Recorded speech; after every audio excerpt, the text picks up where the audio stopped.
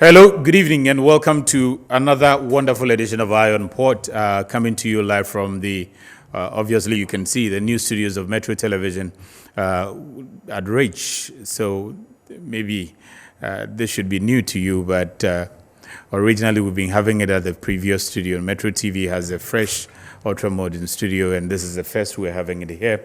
Obviously, last week you also noticed that we had some difficulties here and there.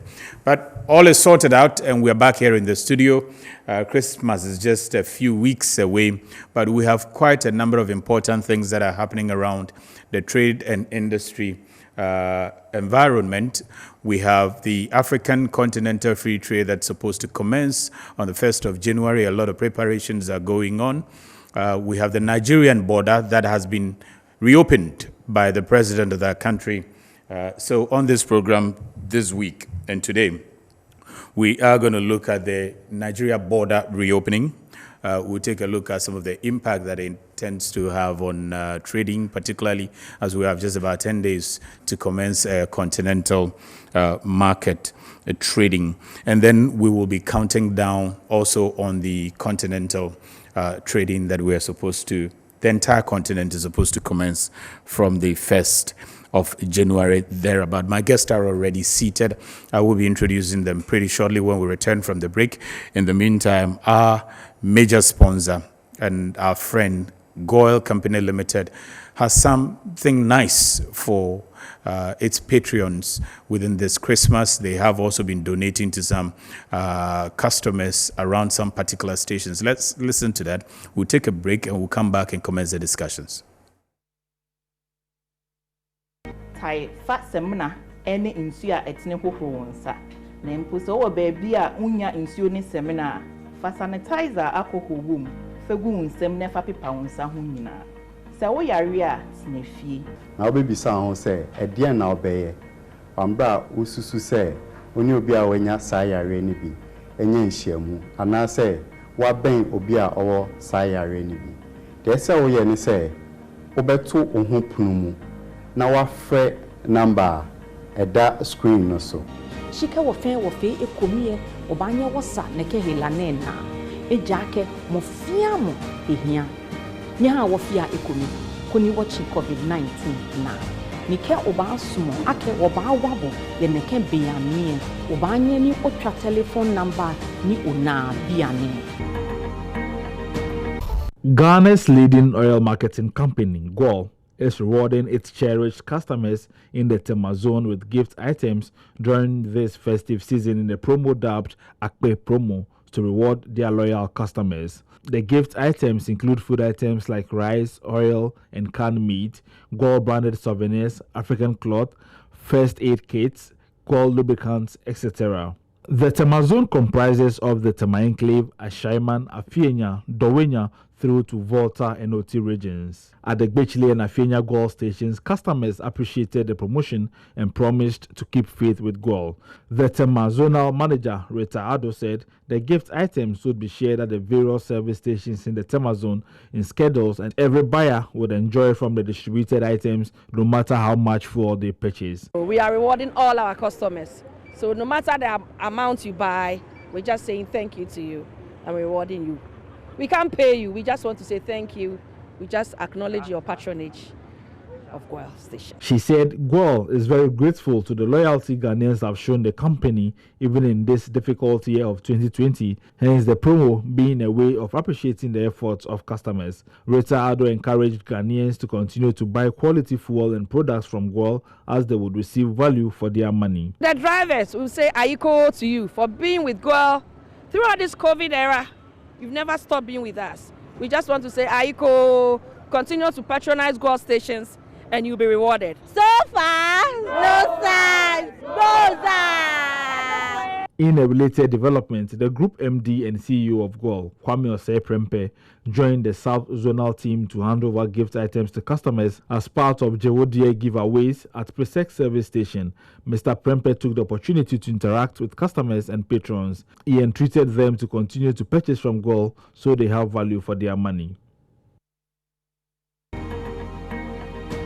Tai fa semna ene insu a etne hohoro nsa na mpuso wo baabi a unya insuo ni semna fa sanitizer alcohol wom fa gu nsem na fa pepa wonsa ho nyina se wo yare a tena fie na obebisa ho se edien na obeye ambra ususu se oni obi a wanya saa yare ni bi enye nhyiamu ana se wa ben obi a owo saa yare ni bi de se wo ye ni se obeto ohun punumu na wa frɛ number eda screen no so shika wo fe ekomiye obanye wosa neke helane na ejake mo fia mo ehia nya wo fia ekomi koni wo chi covid-19 na nike oba sumo ake oba wabo ye neke biamie obanye ni otwa telephone number ni ona biane.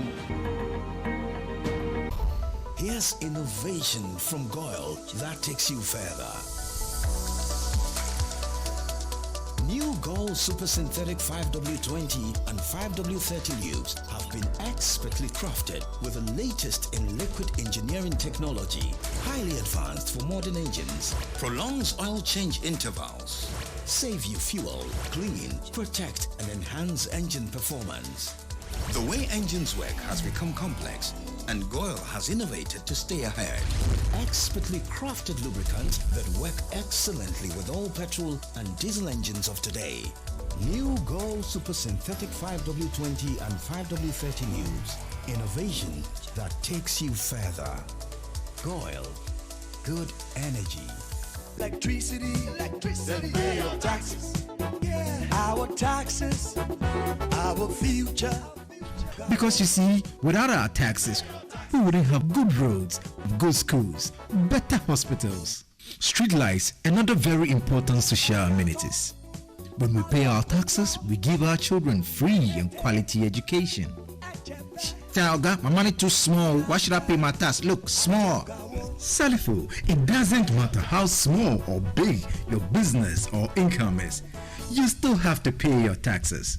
The little taxes from each and every one of us, when put together, could give your community clean water or that deprived school with tables and chairs. Please pay your taxes.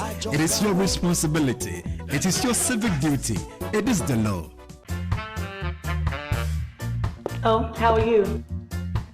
Hi Yvonne, a few words please. Everyone is talking about the fire at your production house last week. How are you holding up? Has production stalled? No, not at all. My crew and everyone on my set is perfectly fine because I insure with Serene Insurance. As a matter of fact, I've had all my equipment replaced, including the vehicles that were affected. My workers have been sorted out. Even my production downtime has been covered. So it's all good. I have a meeting to attend to, so I have to get going. Sorry about that. Which insurance company did you mention? Serene Insurance, the new face of insurance, a member of First Sky Group. Utiliser les ports de Tema et de Takoradi, c'est avoir un traitement rapide et sécurisé de vos marchandises diverses en conteneurs, en sac ou en vrac, ainsi que tous vos véhicules en transit. Le Ghana a construit un parking bien pavé pour tous les véhicules en transit. Une nouvelle gare frigorifique pour le stockage de la marchandise congelée en transit. Avec un nouveau centre de traitement de données construit et la mise en œuvre efficace d'un guichet unique national qui permet aux données d'être accessibles par tous les intervenants, le traitement des dossiers dans les ports du Ghana est maintenant efficace et plus efficient. Utiliser les ports du Ghana, c'est profiter des systèmes de portes électroniques et d'exploitation des terminaux ainsi que de la réservation des navires en ligne, entraînant ainsi un parc de camions fiables pour un acheminement de vos marchandises dans les brefs délais avec un suivi satellitaire jusqu'à nos frontières. Les femmes, à vous les honneurs. Les ports de Tema et de Takoradi célèbrent la femme. Que les bienfaits de cette célébration apportent plus de bénédictions.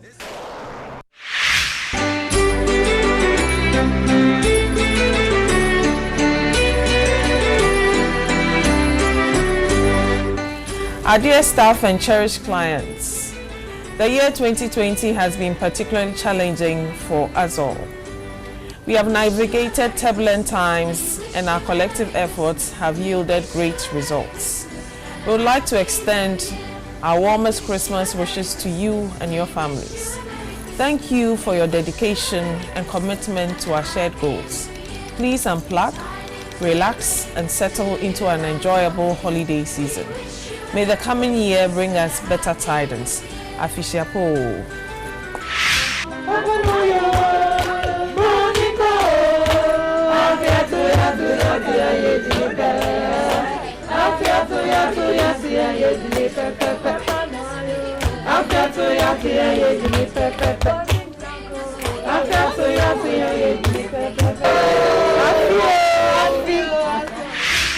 Papa Noyo, Bonico, Afia tuya ye dini pepe.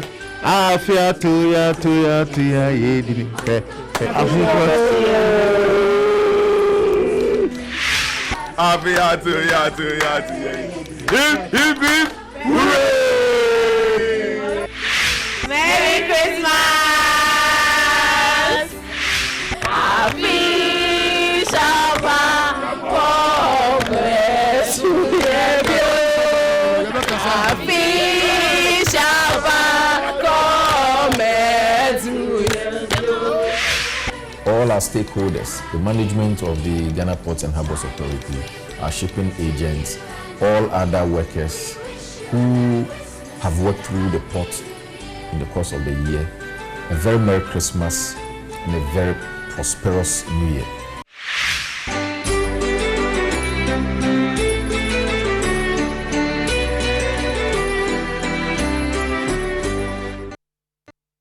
Okay, so those were messages coming from the Port and Harbours Authority, particularly the Port of Tema, as we all prepare towards this Christmas. This Christmas, I've been saying that if you don't chop, then I don't know what you're waiting for. With all the problems we have seen, Honorable Carlos will testify. With all the problems, if you don't chop the Christmas and chop it well, I don't know what. And GOIL also wishing you well. And if you're a Ghanaian and you're not buying fuel from GOIL, I also don't know what you're waiting for, because if you buy from GOIL, you're buying on behalf of country. My guest in the studio here, though, is Nana Osei-Bonsu, the Chief Executive Officer of Private Enterprise Federation. Nana serves on quite a number of boards, both here in Ghana and abroad as well. So the Food Research of the Ghana Council of Scientific and Industrial Research, CSIR, Nana is the chairman there. Also chairman of the Institute of Applied Science and Technology of the University of Ghana, chairman of Ghana Anti-Corruption Coalition, also chairman, member of the steering committee of the Global Forum for Agriculture Research. He's also the chairman, and this particular one I know, of the Ghana, the Good Governance Africa as well. So Nana, pleasure to have you in the studio. Great to be here. Thank you for making time. I know that you have a lot on your plate, but you've managed to make time to be with us.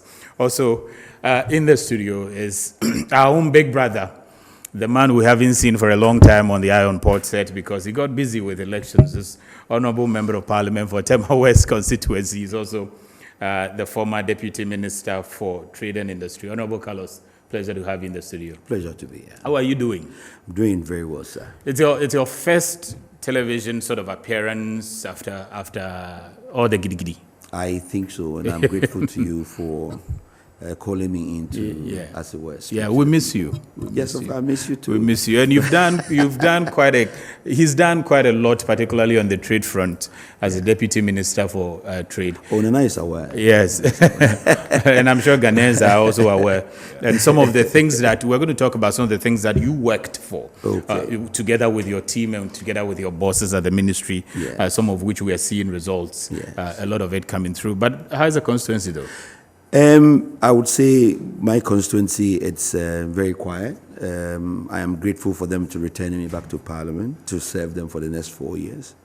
And I would say that they sent me a clear message which is quite understood. I want to accept the challenge. And within this next 4 years, whatever hadn't happened would happen.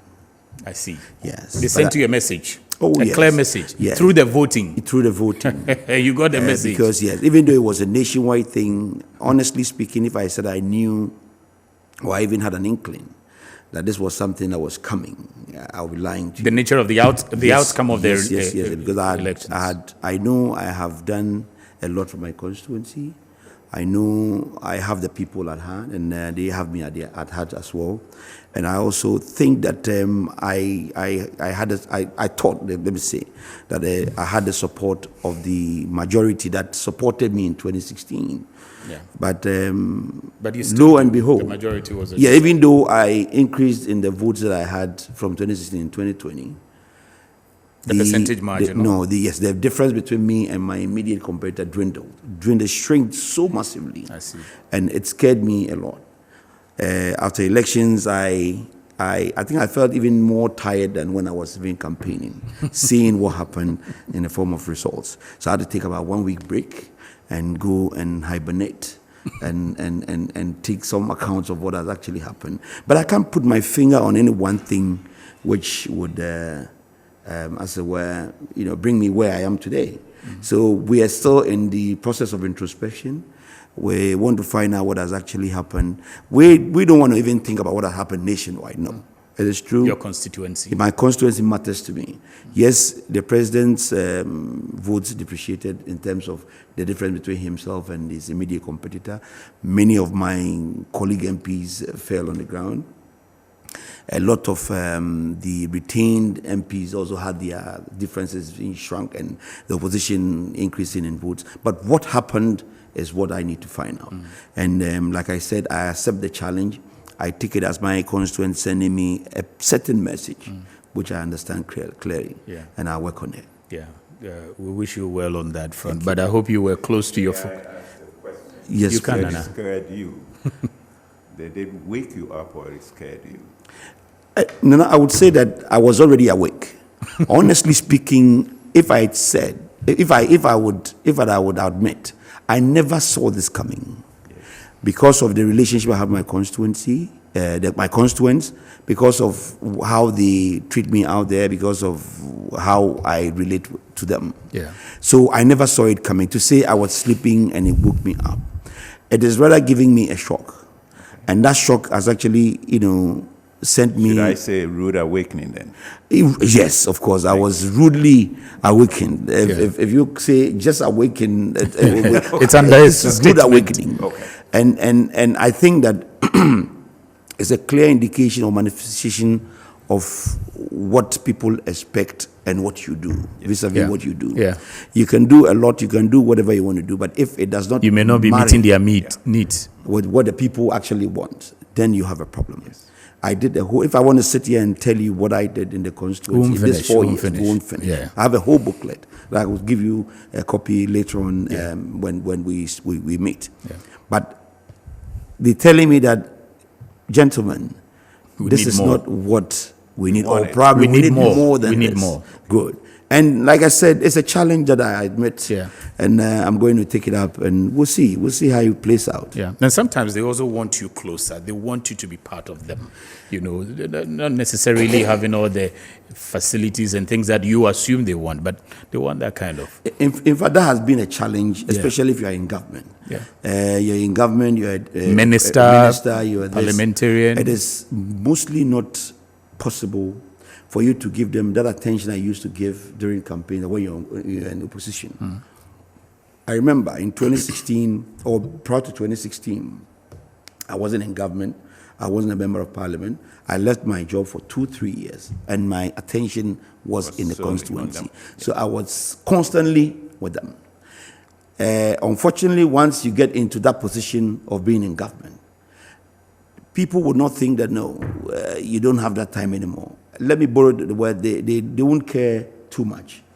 Even if you are in government, you still have to find time to come to us and do what you got to do. You have 2 jobs. But unfortunately, imagine being a member of parliament, a minister, you're traveling here, going there, serving the country, serving them on a different level. It becomes too difficult for you to put these two together. Yeah. And that is exactly what has happened. And MPP has put a team together looking at these problems. And these challenges are things that we're going to mention to them when it comes to our time to speak.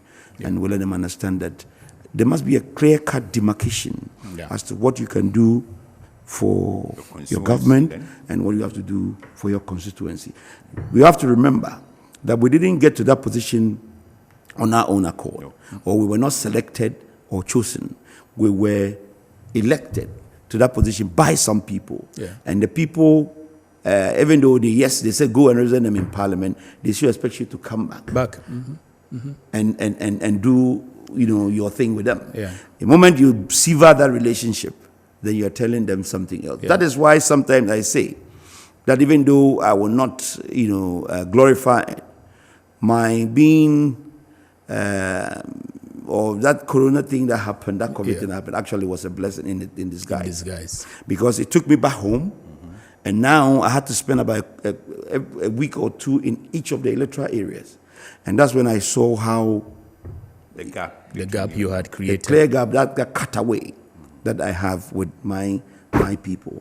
And for me, I thought it was a very good thing that happened, even though it was bad. It was a very good thing that happened at that time for me to go back and speak to them. Yeah. Otherwise, I won't be sitting here as a member of Parliament again. And you did apologize to them as well. Of course. That is what they considered in bringing me back. Yeah. Because a lot of people say that, hey, people make mistakes.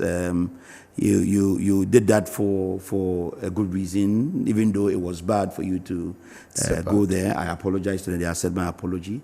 And that is behind us now. Yeah. And we're looking forward. Yeah, and I won't turn this into a political discussion because we've got a lot of trade stuff ahead of us.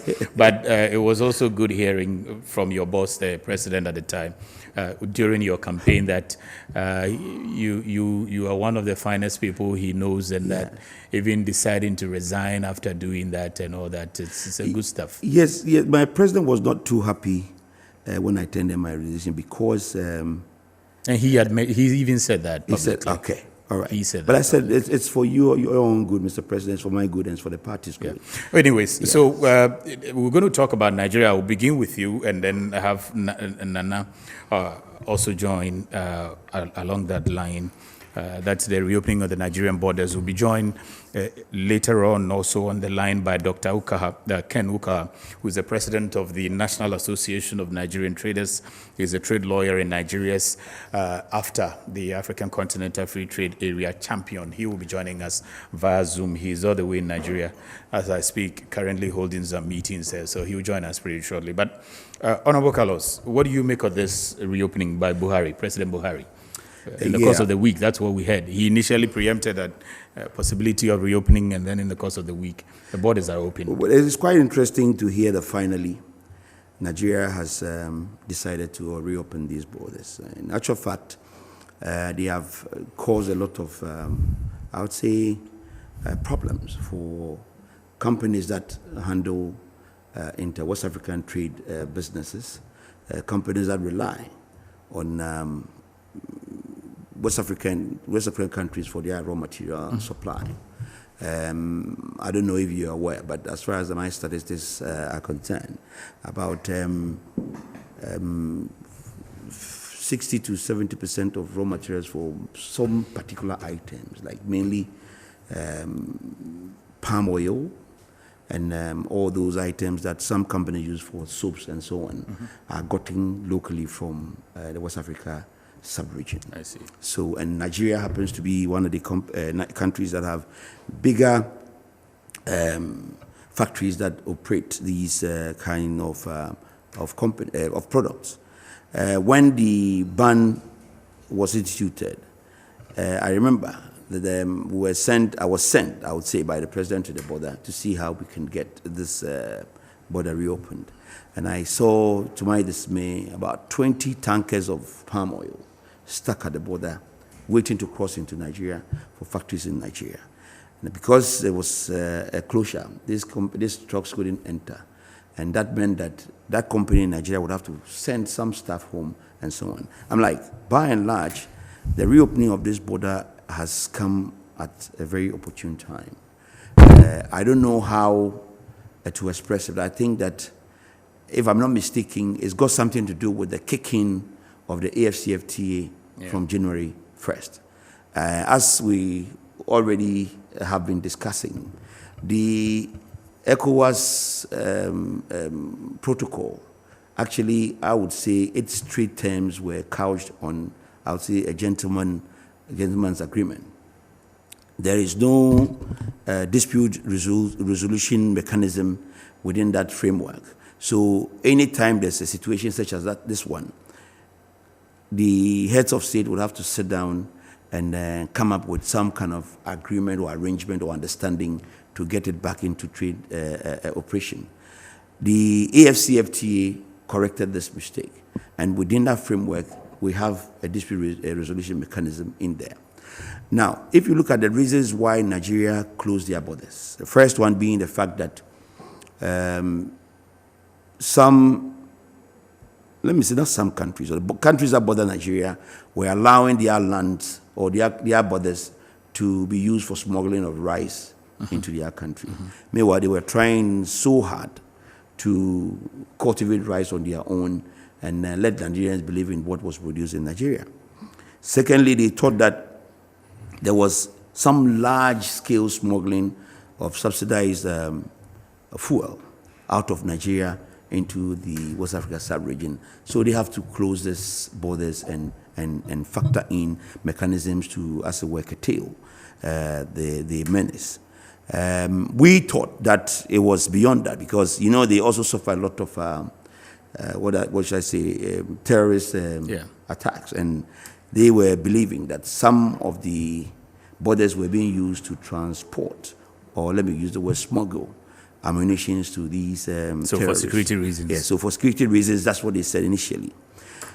Just on the 5th of December, the President Buhari, on meeting the governors in Nigeria, threw the bombshell that the borders were going to be reopened by the end of this year, precisely about 30th of December. And he expressed his reason as being the fact that whatever caused them to close the border, today they have managed to find solutions to those things. Thank you very much. It means that intra-African trade is going to have a certain facelift and come back to life. It means that ECOWAS trading is going to come back to life as we already have been missing.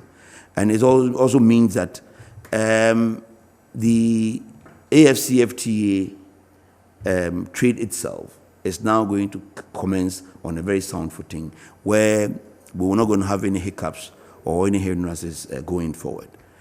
I think that the closure of the border has caused a lot of losses to companies in and out, from Cote d'Ivoire to Ghana, Togo, Benin. We've all suffered. We have? We have suffered. The empirical evidence to that? I tell you, I could give you figures, but it depends on what questions you want to ask. I have been an integral part of getting this border reopened. Okay. I have acted in the forefront because the president and my minister gave me the opportunity to handle this. I remember when we went to Ouagadougou for a consideration meeting. After they sat with us, we went to Nigeria a couple of times. They sat with us and gave us what they want us to do, or what they want the West Africa sub-region to do before the borders could be opened. They gave us 13 points of things to do before we got it open. We managed to get up to 10. We went to Ouagadougou to sit again to see if they could open, whilst the other 3 are being considered. They said no. Today, as I speak to you, the other 3, I think, has also been covered. And so that is the reason why they have come out to say that they are reopening. But as I said, companies in Ghana and throughout the West Africa sub-region that trade with Nigeria, and also companies in Nigeria, have suffered the same challenge. And I hope that with the reopening, it's not going to maybe cause them that problem. Because see, if somebody gets their raw material from Ghana, they're in Nigeria, they get raw material from Ghana, and Ghana cannot send it anymore by road, which is convenient to them, and they can get it from Malaysia at a cost which will be cheaper than getting it from Ghana through sea, then certainly they are going to go to Malaysia.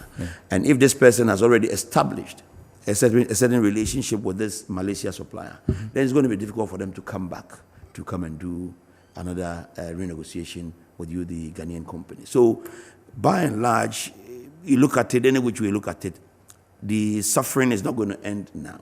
People have to reconnect or reestablish business relationship.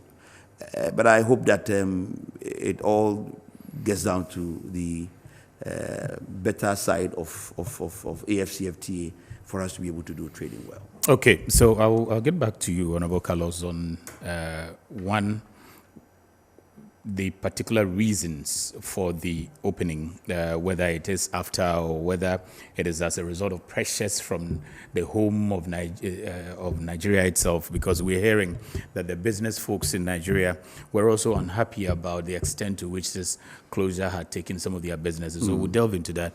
Unfortunately, Dr. Ken Ukawa, the president of the National Association of Nigerian Traders, who is also the AFTA champion, is on the line now, and he can watch us from Nigeria. So we'll be talking to him right now.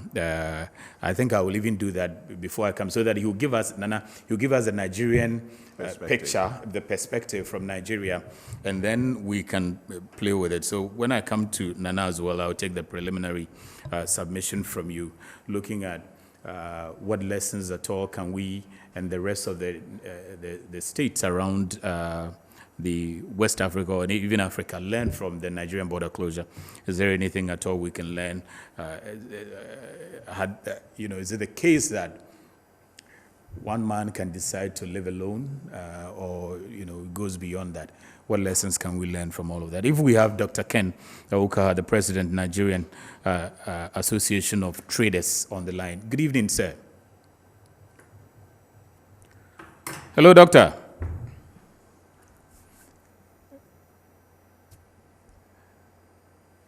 Okay, Frank, we can hardly hear Doc. Doc, it's difficult hearing you. I don't know what the technical difficulty is, but we can see you. Welcome to Ghana. We can feel you in Ghana already. So, welcome to Ghana. This is Iron Port. Already in Ghana, we have Nana Osei-Bonsu, the Chief Executive Officer of Private Enterprise Federation, and also Honorable Carlos Kingsley Ahinkra, Member of Parliament for Tema West, and a former Deputy Minister of Trade and Industry, who played significant role during the closure of your borders. We just want to hear from you, first, the confirmation of the reopening of the borders in Nigeria, and then what do your people make of this?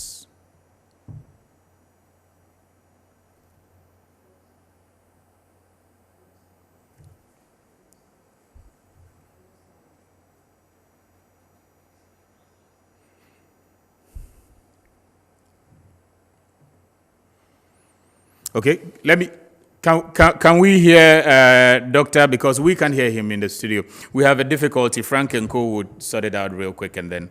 So, Nana, let's have your perspective. We'll get Doc to bring in the Nigerian version.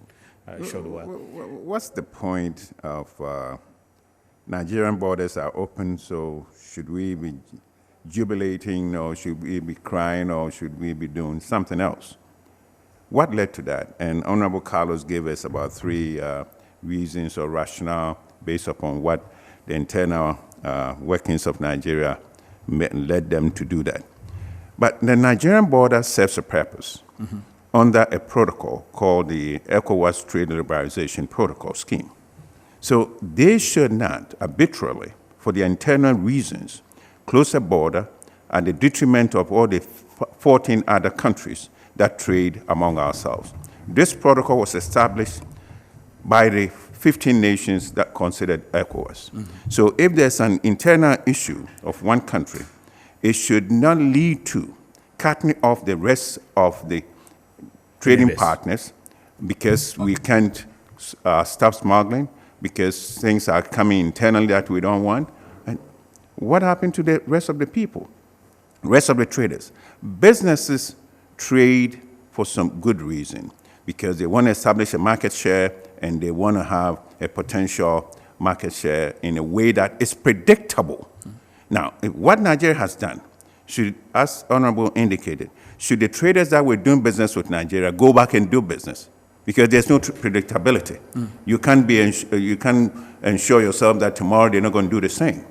And under the protocol, the ECOWAS protocol, unfortunately, there was no recourse to anything. There was no arbitration. There was no settlement. So Nigeria, being the big player within the ECOWAS region, was able to pull off this without any damage to themselves, regardless of what the other 14 countries did. Now, Nigeria is opening. What should Ghana do? What should the other 13 countries other than Ghana also do? In the sense that come 10 days, there's a Continental Free Trade Agreement that's coming into play. Yeah. Within that one, there's a rules of origin, there's arbitration, there are recourse and other mechanisms in place that will allow businesses to go and report that, look, these guys are playing foul, they're not playing fair, you know. So what do we do with that? In ECOWAS, Nigeria is the biggest player, so they bully. But in the Continental Free Trade area, you have competitive countries that have done trading competitively within the world, within the global village, for a period. You can't bully them. Morocco, Tunisia, Egypt, South Africa, Kenya. So what happens then? So to me, what Nigeria did has actually caused the demise of the ECOWAS trade protocol. Because who needs it? When you can do nothing about it when there's one country breaches the protocol. So now that you have a mechanism coming in 10 days, forget about ECOWAS protocol. Do business under the CFTA. And under the CFTA, if anybody should breach the protocol terms, then you can go to the arbitration. You can report that this is injurious to our well-being, injurious to our trade protocols, and that we have to have some recourse. Because under what Nigeria has done, I didn't hear Nigeria saying that, okay, since we're reopening and when we closed the border, it was injurious to certain businesses, are we going to pay back the injuries to them? The cost of money that they lost. As Honorable indicated, there were about 20-something trucks at the border. Yeah. What did they do? Their businesses virtually collapsed. Their businesses lost revenue and all. Is anybody looking to get Nigeria to pay up to these businesses? So what Nigeria had done, to me, is detrimental to themselves, because who's going to take them serious going forward? Because if they you can predict what they're going to do next. A word of mouth is not going to be good enough. And if maybe they can come back and institute measures that will allow recourse payments to the people that were injured, the businesses that were injured in the course of the closure, then that definitely leaves a lot more goodwill in the part of the people within the ECOWAS region. But even that, can we account for those losses, Nana? That was somebody taking account, and it goes beyond physical money or financial accounts. I mean, it goes the financial quantum amount, regardless, what about the people that were laid off as a consequence of loss of trade? Because it's wider than just... It's wider than that. Yeah. Yes, I agree with you. It's wider than that. But my point is, it's taking away the relevance of predictability in the course of doing business. Businesses establish a foothold in communities where there's a rule of law, where there's respect for the protocols or respect for the kind of things that we have signed. So when you abrogate those kind of responsibilities in any time you want, and then come back and decide, oh, today I'm good, so come to town, let's do business. It makes it very difficult for people to trust and also to come back and say, okay, now are we going to go do business with them again? I think that is going to take a lot of doing for Ghanaian businesses and especially ECOWAS traders to rely on anything that Nigeria has to offer. And the bit about you saying that it's a demise to ECOWAS, does it give you a picture that after commencing, people will now begin to look at the protocols with AFTA rather than the regional body ECOWAS? Yeah, I mean, regional, more or less the regional was within AFCA. Yes. But now that the CFTA is kicking in, whatever you do is going to come under the CFTA. Number one, the agreement, the rules of origin, the arbitration, that is missing. Clearly, that's one of the detriments of the ECOWAS protocol. It's now in place. So why would I go sign through Ghana Trade Commission, agreeing with Nigeria Trade Commission? Even under that agreement, when exports were getting to Nigeria, they were imposing additional mandate on Ghanaian businesses or businesses from others without any reason to do that, disregarding the protocol. So I don't think any business in Ghana would now want to do in 10 days or after 10 days, we now want to go back and do business. If they're going to do business with Nigerians, it's going to be under the CFTA, not under the ECOWAS protocol. I see. Honorable, the reasons that Nigeria gave for closing the border, a lot of people have found it have said that it's actually frivolous, described it as such. Smuggling of rice. This is a situation that even here in Ghana, and you, I'm sure on your seat, you have encountered or you have heard that we have that problem. And we have done several or put in several measures to try to deal with it. Smuggling of fuel.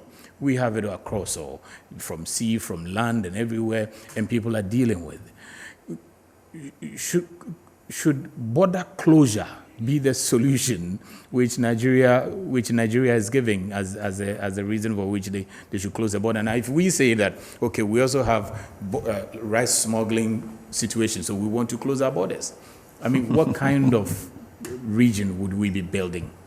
Well, Paul, let me say that we all acknowledge the fact that Nigeria suffers a lot of leakages when it comes to imports and exports. In actual fact, if you had had the opportunity to read literature on, Nigeria, especially when it comes to revenue mobilization and all these things, it tells you a certain story that they are, I would say, an endangered species when it comes to people playing within the rules and getting the government, or for that matter, the country, what it deserves. So I wasn't surprised when those reasons were adduced. In actual fact, Nigeria is one of the heaviest consumers of rice in the world. If you consider statistics, I think they consume roughly about $20 or so billion of rice every year. And for me, any country that is on that level, is on that pedestal, it's a force to reckon with when it comes to how you mobilize yourself in getting this rice to feed your people. Fuel. We know Nigeria is a major exporter of crude. And for that matter, I think the fuel prices there will certainly be lower or cheaper than some of the surrounding countries. Niger, for example, Chad on the other side, Cameroon, Benin. And they were seeing massive movements of fuel to the other sides when it comes to how fuel distribution were being organized. So it became a challenge for them. But like you rightly said, I wouldn't think that the solution to this matter is absolute or outright closure of the borders. No. That's the last resort that's available to you as a country. Why? Ghana has been in that situation before. Ghana has seen those challenges many, many times before. But we did not close borders. Thank you. Even as we speak, there are indications that people or bigger trucks that go on transit, I mean, foreign registered trucks that go on transit from Ghana into their countries, have separate fuel storage tanks under their trucks that they buy fuel into them. It might interest you that a vehicle that carries or uses diesel has a separate tank that put petroleum, or what do you call super, just to cross there, because in some of the countries bordering Ghana, they sell fuel in bottles. So getting it even half the price or a quarter of the price give them a lot of a lead when it comes to competition. But we have found a way, or we are looking for ways to solve them. The solution is not an outright closure of the borders. We want to say that Nigeria's closure of the borders was actually to flex muscle, because they see themselves, if they are not big brothers of West Africa, and they can decide to do what they want to do and when they want to do it. Because if you ask me, I would so challenge the rationale behind closure of these borders.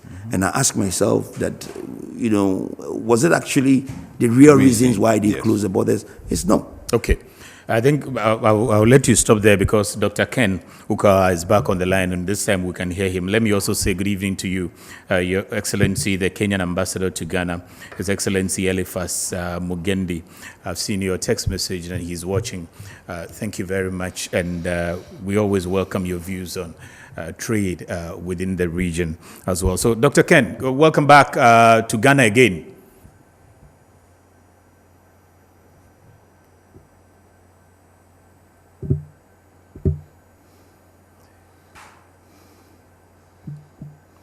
Do we have it sorted? We still have that problem again. Okay, we'll just leave it with our techies to resolve this very quickly because it can keep happening like that. Let's get it resolved quickly. I think I'm hearing you, Sam. I can hear you very well. Again, what lessons can the rest of the nations around begin to learn? Okay, let me just pick Dr. Ken because I hear that it's resolved. Hello, Dr. Ken.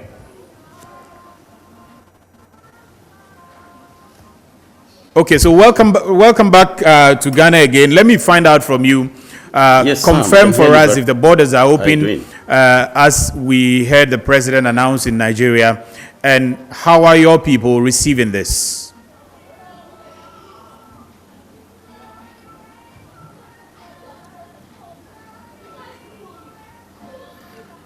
I've lost you, Sam.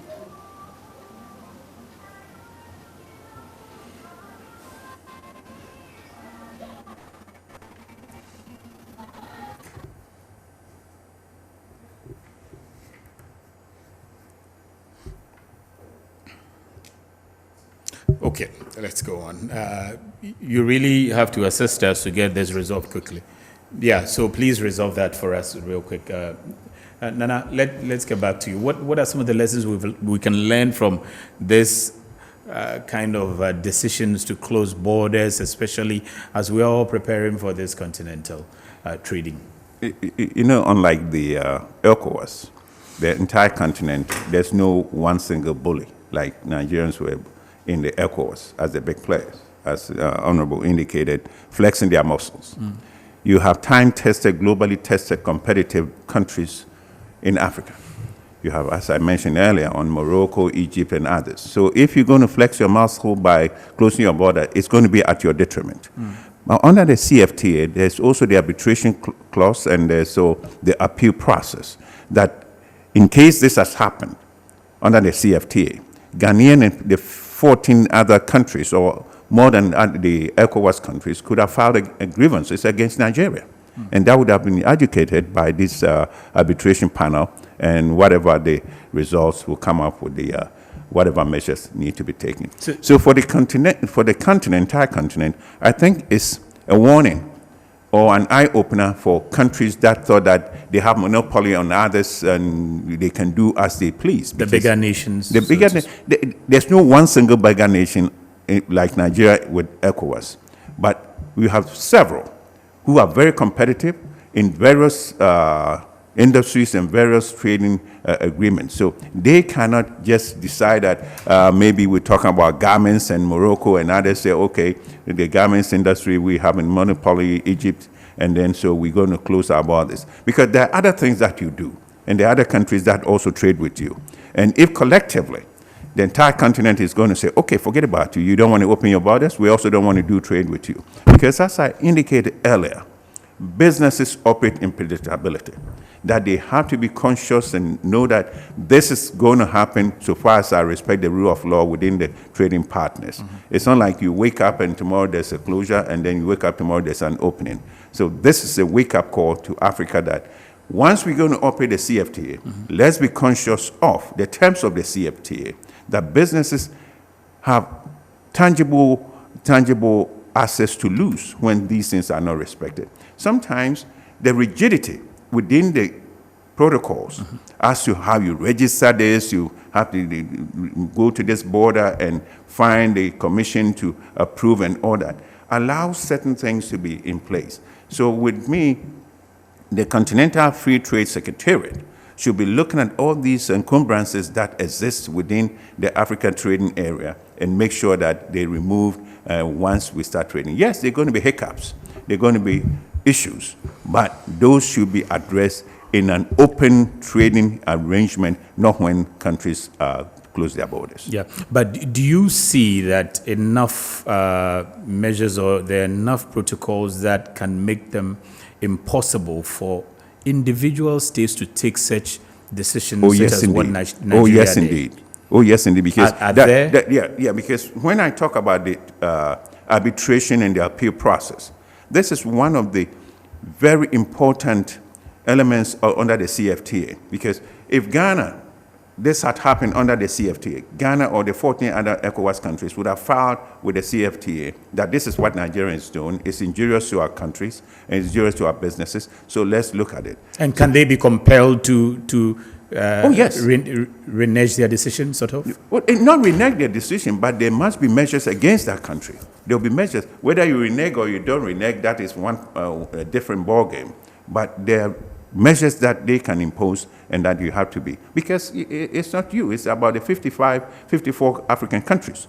So if they all decide that this panel had made a decision and the respective countries are going to be respecting that kind of arrangement, I think the individual country cannot not oblige or respond to that. Yeah, because on the screens we see some of the reactions on the borders, and when we get Dr. Uka, I'm sure that he will confirm some of the things, and people are excited to get back to other countries. Yeah, but that's from within Nigeria itself. Within Nigeria, that's see? what I mean. So they were losing on that side, the businesses. That's the thing. It's not business on this side of the wall alone from the rest of outside of Nigeria going in. Nigerians also coming out because they also have a market that they're losing. Yeah. Because somebody else is going to take what they have, relinquished, and that's one of the things that you see the, hurrah in the Nigerian counterparts looking at. Okay, now we can go do business as usual. But you see, Nigeria has deposited their AFTA agreement. Mm-hmm. Which it took some time for them to sign. It took some time, a long time. In fact, among all the countries, and we thought that they're almost about the last of their last. Yeah. Yes. So if now we want to understand that now that they have deposited, and from 1st January onwards, will it be almost impossible for them to take such a decision, which they took some time? I would not even think they would dare to do that. I would not think they would. They wouldn't have the opportunity. I wouldn't think they would. Because just as we've been discussing, the ECOWAS protocol itself, the protocol that dealt with the trade liberalization in the ECOWAS sub-region, it was very deficient when it comes to dispute resolution. Thank you. And there was no mechanism in there to, as it were, solve problems between countries if there was any. Today, with the coming into force of the AFCFTA, which has a whole booklet of dispute resolution mechanism, Nigeria cannot close their borders anymore. In fact, I want to believe that the timing of this reopening of these borders is in fact to do with the commencement of trade from 1st of January. Because otherwise, any country at all would have had opportunity in Nigeria to ECOWAS, AU, and they would have been fined heavily. That is if they had deposited at that time, or assume they had decided not to ratify and then subsequently deposit and still hanged on to their decision not to. They cannot. Well, you see, once you decide to play, because then they are not member states, so they could have. So if you are not a member state, then you can take you're on your own. Yes, of course. Yes. But they realize they're going to suffer if they stay on their own. Yeah. In fact, Nigeria was one of the latter-day countries to ratify and deposit their instruments. The reason being that on many occasions, when we went for ECOWAS meetings and so on, Nigeria was not prepared to come on board.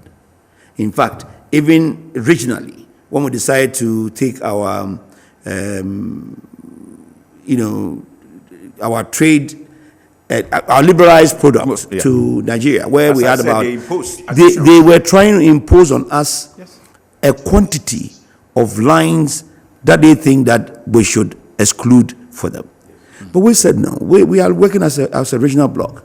If you decide on your own to say that, hey, okay, everybody wants this. We alone want that. If you put it together, the numbers do not add up. So what you can do is to just play along, and as we go along, you can use that bilateral kind of relationship to speed up or to discuss with people.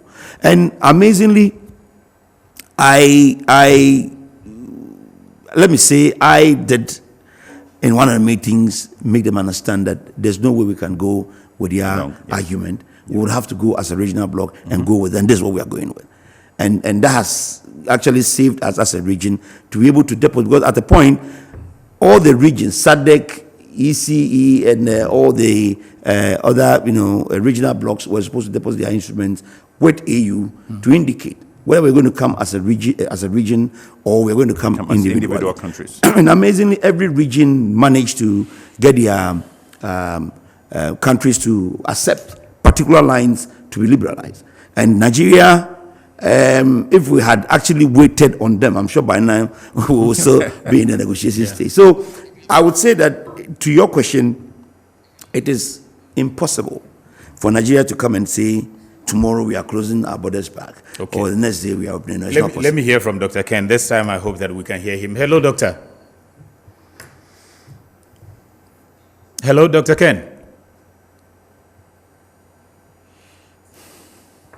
Okay, why do I keep getting the promise that he's on, we can hear him, and I'm not hearing him? Hello, Dr. Ken. Yes, I can hear you.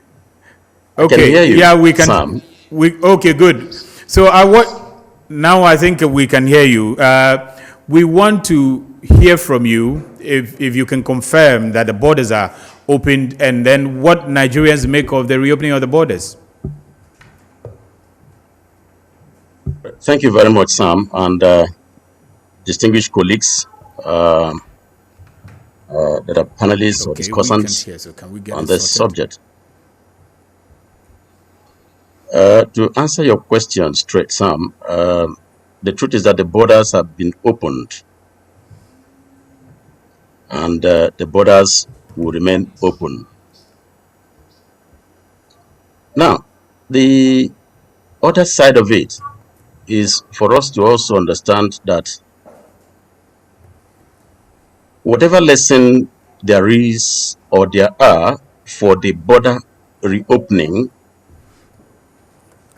those lessons must be couched from the causes of the border closure. And then secondly, we must also look at it from a very collective prism. Thirdly, is that when the borders were closed, I'm using the plural now because it wasn't only one border. There were, Nigeria closed her borders. The land borders were closed since August 20th, 2019. And they were just opened, 2 days back. Okay. Now, the truth is that the entire private sector of West Africa are happy, are grateful, and are appreciative that the borders are opened. And I think that is the reality. Okay. Thank you, Sam. Okay, thank you, Dr. Ken. So, unfortunately, the rest of my guests didn't hear you, but I could hear you. Doctor says that indeed the borders were open 2 days ago, and then the entire private sector is happy in Nigeria. But, Doc, if you can let us know what led not to only Nigeria, the West reopening Africa. after quite a long time like that. What moved the government to now decide to reopen?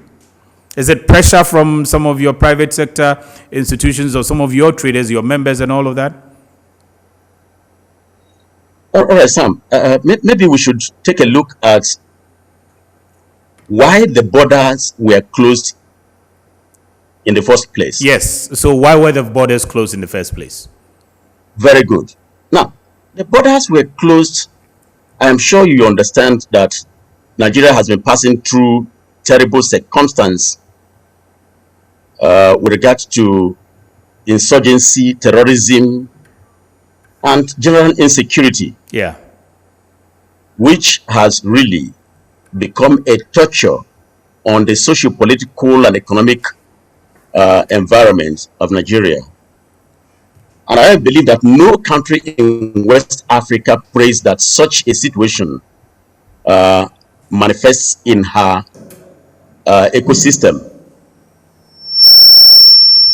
I also want to recall that we have had several times where we've had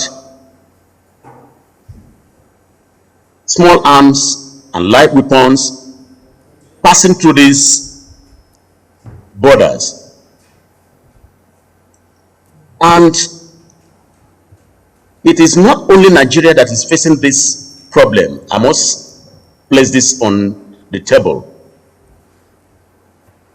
Niger, for instance, is facing this part of the trouble. Mali in West Africa. You have Burkina Faso in West Africa, and a few others. But the point is this, that when you have this insecurity linked with the inhibited movement of small arms and light weapons, secondly, drug peddling across the region, but then targeted at Nigeria's environment. And then you look back, you discover that you appear not to be secured. You also discover, the country discovers that, look, a lot of things that have been put in place appear not to be working because they have been compromised. Then there is a big problem. That's number one. Okay. Number two is that we also have a situation where you had I had my colleagues there mention the rice subject in Nigeria. Not only rice, but also poultry products. Okay. But I also know that if you take a look at the ECOWAS Treaty, if you have the ECOWAS Treaty with you there, Article 25 of the ECOWAS Treaty was dedicated fully to food security and agriculture, livelihoods, and the protection of our farmers. And it also goes ahead to talk about the limitation of imports of food so as to improve the livelihoods of our farmers. Now, a situation where you find, for instance, that rice from other countries, third parties, not even West Africa, third parties coming into flooding the country and displacing our rural farmers, then I am sure you would not be happy. And there is, and I must say this, the presence of a rice offensive policy signed onto by all the member states, and not only the member states of ECOWAS, but the African Union under the GADA. Then the question is, how would a country allow all of this to continue to destroy and distort the economy? These are some of the causative factors. Okay. And the third one, perhaps I will stop at that third one. Okay. Before we continue, is that, you know, we have one of the protocols, the ECOWAS protocol, talked about the IRST, the Interstate Road, Transit Protocol.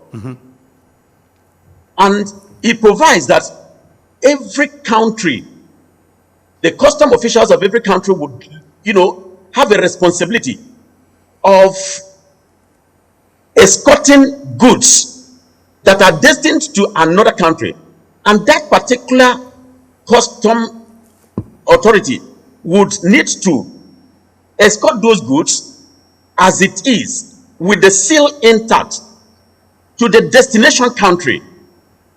But what we have had up to this moment is that between Nigeria and Benin Republic,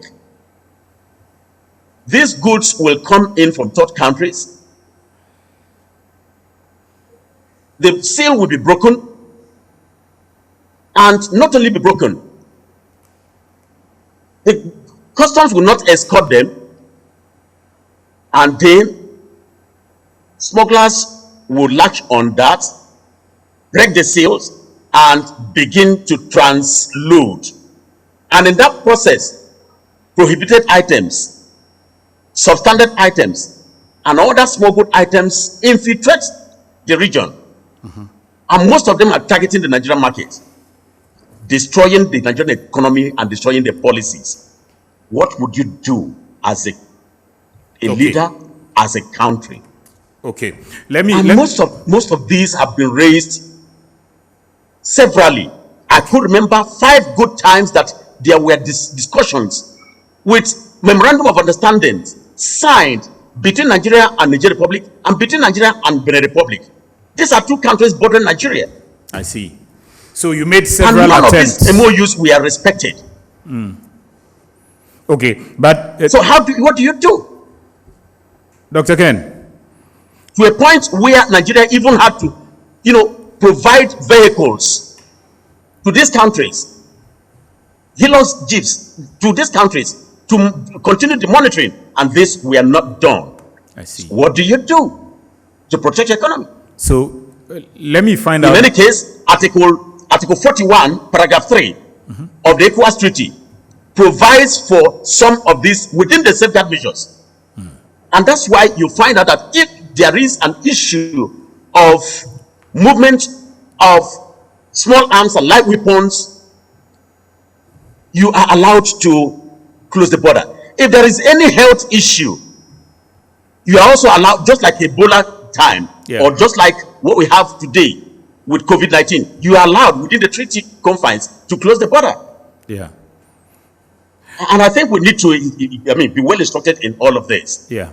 And thank you. Maybe I should listen to you. Thank you. And thank you for that insight. Thank you very much for that. But let me find out for you that from your submission, it's indicative that you had made several bilateral efforts with Benin as a country.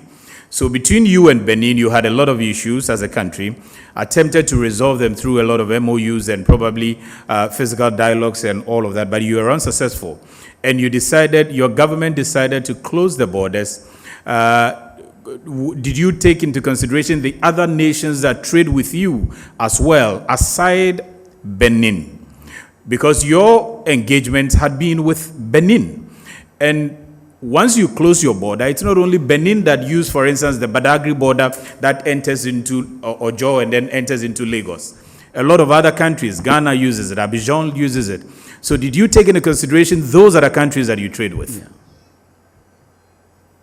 Yeah, Sam, that's why I knew this question would come. And that's why I quoted to you, I referred you to Article 41, paragraph 3 of the ECOWAS Treaty, within the context of the safeguards. Yeah. And I can tell you I can show you 5 MOUs that were signed between Nigeria and these 2 countries. None of them was obeyed. And ECOWAS was in the know of the whole process.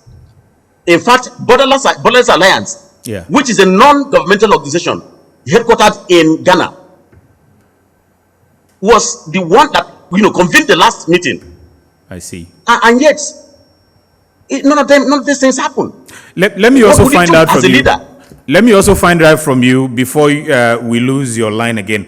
What has been the impact of this closure on your members? Because you are the president of the National Association of Nigerian Traders. To what impact has this closure have on your membership? Yeah, thank you very much. And this is where I would like us to also place facts on the ground. The closure of the border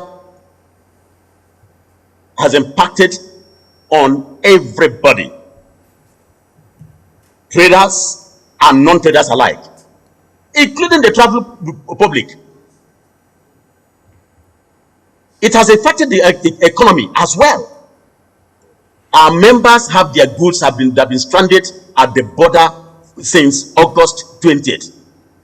Nobody is clapping, nobody is rejoicing.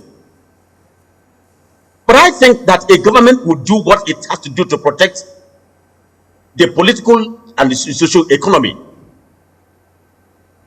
So that's exactly what has happened. I see. We have borne the brunt. Yeah. Has your government given you... It's not smiling. Okay. Let me ask again, Dr. Ken. Has your government given any indication of paying some damages to some of your business entities that have suffered as a result of this? We have requested for that. And of course, as a government, they have, I mean, we have even sent a memo in this regard. Yeah, okay. Because we are asking for compensation. Okay. Especially for those who have been doing legitimate, business across the border. Okay. And then the other thing is that you are the AFTA champion, so Africa Continental Free Trade Area. You were a champion to that. We have just about 10 days to commence trading across Africa. Nigeria, we are told that you have deposited. To what extent are we getting the assurance from your government, your association, and Nigeria that we won't see some of these things going into the future? Well, I'm sure that, that every country, like Nigeria, like every other country in Africa, especially those who have deposited the instruments of ratification, have been preparing. I am sure Ghana has been preparing. Yes. Just like every other country, like I said. And of course, what we are doing is to champion effective implementation of the AFCFTA. Okay. Come 1st of January 2021. That all hands will be on the deck to ensure that there will be not just an effective implementation, but implementation without chaos. Implementation that will be beneficial to all the business actors. And Sam, I must say this, that government has no business in business, and that's what we agree.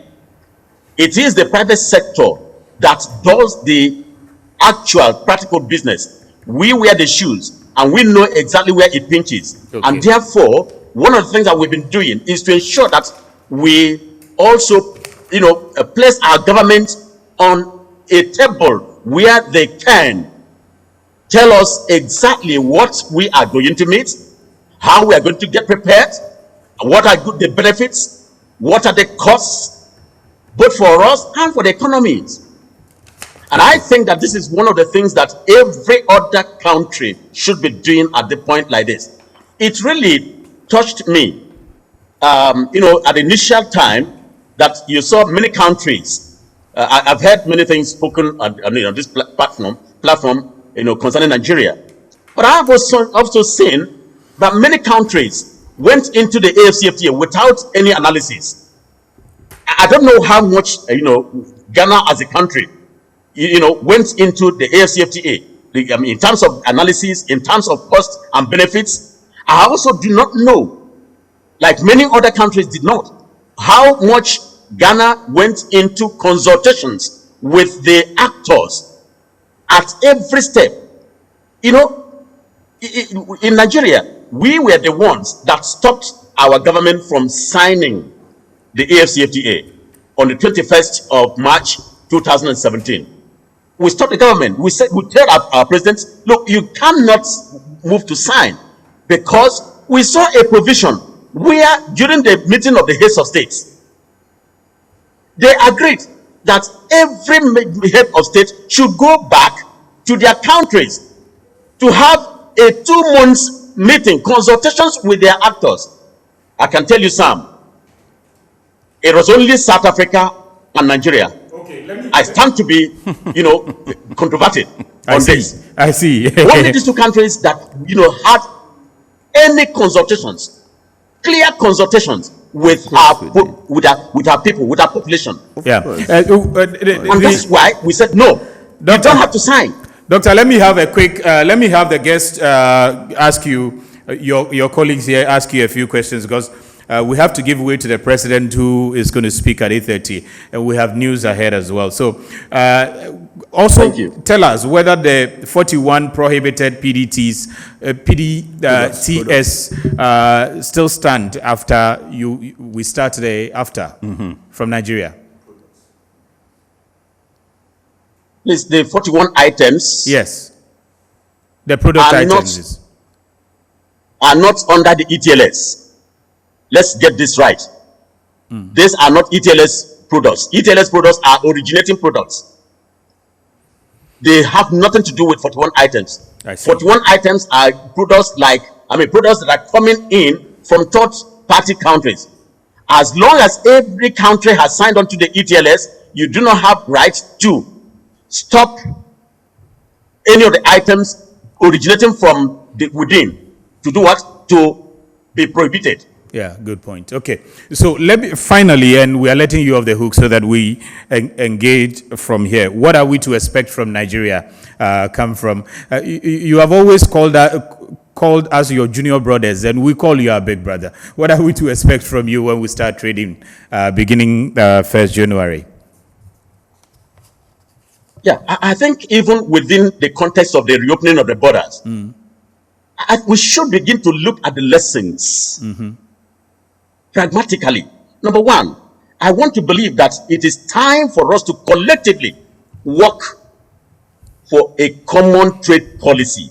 Okay. It is a shame that all of us are talking about trade in West Africa, but none of us also thinks that it is right for ECOWAS region to have a common trade policy. It's a shame that we do not have a trade policy document till today. We have negotiated the EPA. We don't have a trade policy. I see. We have negotiated AFTA. We don't have a trade policy.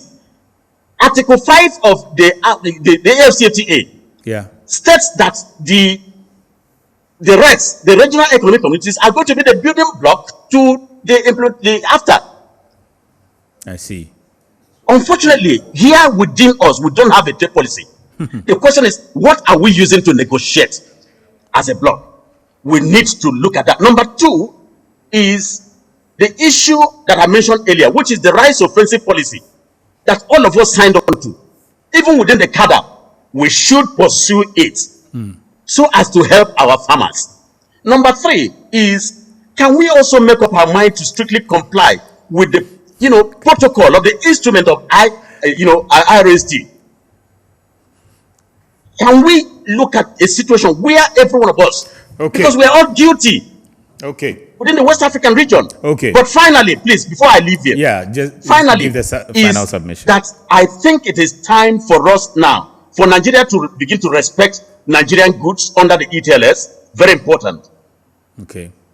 Very important. And at the same time, for Ghanaians, the Ghanaian authority must also begin to accord that regard to Nigerian citizens as ECOWAS citizens, as community citizens, so that it takes two to tango. Yeah. A situation where you have all of these frictions and fractions does not help ECOWAS.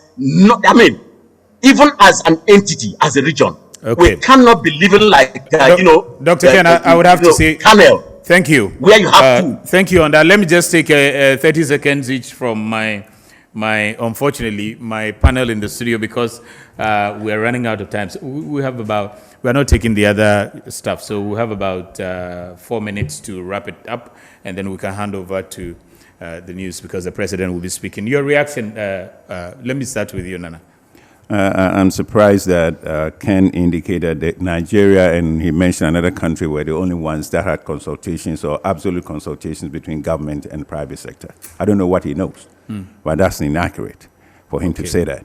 As much as we want some more consultations, yes, there were some consultations. There have been some consultations, so he cannot say that. But for what he's saying, that when he fits the image and the interest of Nigeria, then ECOWAS is there. When they face the interests of Nigeria, ECOWAS cannot be, because if they have issues with Benin and the other bordering country, and they spread it across to affect all the other countries, then that is not ECOWAS. When he's talking about ECOWAS to go as a bloc, when the whole entire ECOWAS are signed and deposited ratified their papers with on the CFTA, and Nigeria was waiting. How could we go as a bloc when we're waiting on Nigeria? So those are the things that they have to iron out. Ghana cannot recognize the interests of Nigeria when Nigeria doesn't recognize the interests of Ghana. So the border issues, now that we have the CFTA, have they organized? Have they been able to amend those issues? So now there's a trading from rice from South Africa under the CFTA. What are they going to do about it? Yeah. There's a trading of rice from Morocco. What are they going to do about it? So those are the kind of things that Nigeria should internally resolve that, instead of resorting to it's used this one for Nigeria, it's used better for the countries to recognize the interests of Nigeria. As much as Nigeria, we are in ECOWAS, Nigeria recognize the interests of the entire ECOWAS. To me, as of now, ECOWAS is irrelevant. I see. ECOWAS protocol is irrelevant because we have CFTA that has mechanisms that will prevent a bully tactics from any country within the continent. I see. Honorable Carlos, and let me announce that the news is coming after your submission shortly because we'll be wrapping up. What's your take on what Ken said? Right. Well, I was wondering why he kept on mentioning ETLS, when in actual fact, the ETLS is going to be subsumed by the AFCFTA framework. Today, as we said, ETLS is not going to be a major player anymore when it comes to trading, either in West Africa or in Ghana, whatever.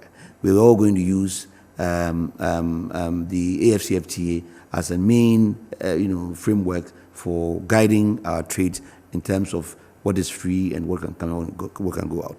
It's just unfortunate that we couldn't discuss the AFCFTA because there's a lot that we have mentioned. But I would take opportunity of this occasion and mention that the Ministry of Trade, I believe, it's strongly on course to announce to players, stakeholders, how the trading is going to go and what you're supposed to expect. What I would ask people, especially traders, to do, though, is to ensure that the kind of goods that they export, the kind of goods that they trade in, should not be goods that are either exclusive or sensitive. Because for these two categories of goods, you will have to have some special permissions before you can trade with them. Otherwise, 90% of all goods in the tariff schedule has been liberalized, and we can ship them any which way that we want. Okay. I think that you were right. We should have had enough time to deal with the after, but unfortunately today the president is speaking. We need to really wrap up with the program quickly because some messages have come on shea butter. One Prince Yabua from Kasua really wanted to know about it. And some are also asking about cashew and all of that. We'll find time and complete this whole. But let's mention to them that there's a BRC. A BRC in all these districts. That when you say BRC, what for those who don't Business Resource Centers, yes, which under the NBSSI and the Ministry of Trade, we've put in very well-trained staff to accord them the necessary information and guidelines when it comes to trading within Ghana and also outside Ghana. So they should go there and find out whether their products fall within the 90% liberalized or is exclusive or a sensitive product. Okay. Good. I have to apologize for not being able to read almost all the messages. I have to say thank you to my guest in the studio, Nana Osei-Bonsu, the Chief Executive Officer, Private Enterprise Federation, also Honorable Carlos Ahinkra, Member of Parliament for Tema West Constituency and former Deputy Minister for Trade, who were joined on the line by Dr. Ken Ukahad, President of the National Association of the Nigerian Traders Association, and also Nigeria's after champion. Unfortunately, I had technical difficulties, and my man, Honorable Nat, is on my neck that I have to sign off and give way to the news before the president speaks. We'll see you same time next week.